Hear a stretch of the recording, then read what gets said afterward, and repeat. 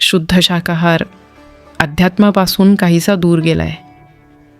या चळवळीत ही सुसंगतता परत आणण्यासाठी तुमचा काय सल्ला आहे? भारताच्या मातीमध्येच धार्मिकता आहे. अगदी आपल्या देवांनीही अनेकदा प्राण्यांची रूपं घेतली. तुमच्याकडे मत्स्यावतार आहे, कुर्मावतार आहे, नाना प्रकारचे असंभाव्य प्राणी आपल्या देवांची वाहनं बनली आहेत. मासा म्हणू नका, कासव म्हणू नका, अगदी कावळेसुद्धा, साप पण. त्यामुळे भारतीय लोक त्यांच्या आध्यात्मिक शिक्षणामुळे आधीच खूप लवकर शुद्ध शाकाहारी बनण्यासाठी तयार आहेत. पण तुम्ही त्यांच्यावर पाश्चात्य विचारसरणी लादू शकत नाही आणि ते ऐकतील अशी आशा करू शकत नाही. ते नाही ऐकणार. Western narrative exactly. आणि ते लागू होत नाही.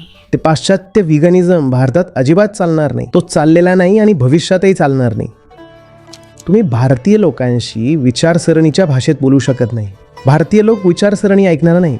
आणि याच कारणामुळे भारतातील शुद्ध शाकाहारी समुदाय अजूनही खूप लहान आहे. आपण लोकांशी तुच्छतेने बोलत आहोत. आपण असं वागतोय की जणू आपण उच्च बौद्धिक पातळीवर आहोत आणि खाली असलेल्या त्या लोकांनी आपलं ऐकलं पाहिजे.